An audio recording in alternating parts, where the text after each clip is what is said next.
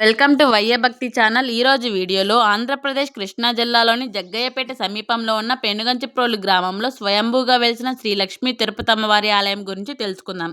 గోగినేనిపాలెంలో శివరామయ్య రంగమ్మ అనే వారికి వివాహం జరిగింది. వారికి సంతానం లేకపోవడంలో తిరుమల దైవస్థానానికి వెళ్లి వెంకటేశ్వర స్వామి వారిని వేడుకుంటారు. తమకి సంతానం కలిగితే తమ పేరు పెట్టుకుంటామని మొక్కుకుంటారు.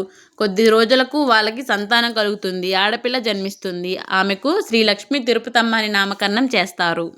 తిరుపతమ్మ ఎంతో గారాబంగా సాంప్రదాయాలు, గౌరవాలను పాటిస్తూ ఎంతో భక్తి శ్రద్ధలతో, దైవభక్తితో ఉండేది. తిరుపతమ్మకు వివాహ వయసు వచ్చిన తరువాత మేనమామ కుమారుడైన కాకాని గోపయ్యతో వివాహం జరిగింది.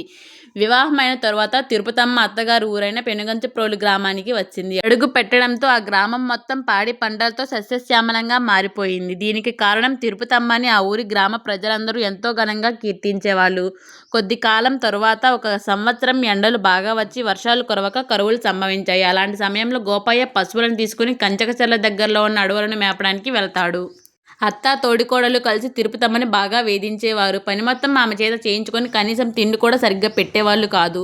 ఆమెకి కుష్టి వ్యాధి వచ్చింది. ఆ వ్యాధి సోకడంతో ఆమెను ఇంట్లోనికి కూడా రావనివ్వడం లేదు. పశువుల పాకలోనే ఉండమన్నారు. అలాంటి పరిస్థితుల్లో తిరుపతమ్మను తోడుగా పాపమాంబ అనే స్త్రీ ఉండి ధైర్యం చెప్పి తోడుగా ఉండేది. కొద్ది రోజుల తరువాత అడవికి వెళ్లిన తన భర్తను పెద్ద పులి చంపేసిన వార్త విని ఆమె జీర్ణించుకోలేకపోయింది. తాను కూడా చనిపోదామని నిర్ణయించుకుంటుంది. గ్రామ ప్రజలందరిని పిలిచి వాళ్ళకి ఇలా చెప్తుంది: నా చితి మీద నుండి భక్తి, కర్మ, జ్ఞానం, వైరాగ్యం, మోక్షం వస్తుంది. అగ్ని ప్రవేశం తరువాత తను, తన భర్త ఆ ప్రదేశంలో విగ్రహాలుగా కనిపిస్తామని, అలానే కుంకుమ భరిణి, పవిటి కొంగు, మంగళసూత్రం కాలిపోకుండా అలానే ఉంటాయని, అగ్ని ప్రవేశం తరువాత ఆ ప్రదేశంలో ఆలయాన్ని నిర్మించమని చెప్పింది. పాపమ్మను ఆశీర్వదించి తాను చేసిన సేవలకు ఆ వంశంలోని వాళ్ళే ఆలయంలోని అర్చకులుగా ఉండాలని చెప్పింది. ఆ తరువాత రోజు విగ్రహాలను పాపమ్మ గమనించింది.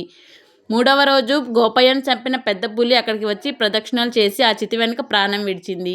గ్రామాధిపతి అయిన శ్రీ శైలపతి అక్కడ ఆలయాన్ని నిర్మించారు. అప్పటి నుండి ఇప్పటి వరకు ఈ ఆలయంలో పూజలు జరుగుతూనే ఉన్నాయి. ప్రతి సంవత్సరం తిరుపతమ్మ కళ్యాణానికి తిరుపతి నుండి పసుపు, కుంకుమ, మంగళసూత్రం వస్తూ ఉంటాయి. ఎందుకంటే తిరుపతమ్మ వెంకటేశ్వర స్వామివారి వరప్రసాదం కాబట్టి ఆడపడుచు కట్నంగా అందిస్తూ ఉంటారు. ఈ ఆలయంలో వివాహ సమస్యలు, సంతాన సమస్యలు, అనారోగ్య సమస్యలు, ఎలాంటి కష్టాలున్నా తొలగిపోతాయని భక్తులందరూ ఎంతో నమ్మకంతో ఉంటారు. మీరు కూడా ఒకసారి ఈ ఆలయాన్ని దర్శించుకోండి. ఈ ఆలయం విజయవాడ నుంచి 72 కిలోమీటర్ల సమయం పడుతుంది. జగ్గయ్యపేట నుండి 18 కిలోమీటర్లు, కోదాడ నుండి 35 కిలోమీటర్లు, నందిగాం నుండి 18 కిలోమీటర్లు, గుంటూరు నుండి 99 కిలోమీటర్లు, ఖమ్మం నుండి 46 కిలోమీటర్లు. ఆలయ పూర్తి చరిత్ర మా వయ్య భక్తి ఛానల్లో అప్లోడ్ చేశాము. తప్పకుండా చూడండి. మీకు ఈ వీడియో నచ్చినట్లయితే మా వయ్య భక్తి ఛానల్ని సబ్స్క్రైబ్ చేసుకోండి. ఇలాంటి ఎంతో ప్రసిద్ధమైన ఆలయాల గురించి మా ఛానల్ని సబ్స్క్రైబ్ చేసుకోండి. Thank you for watching.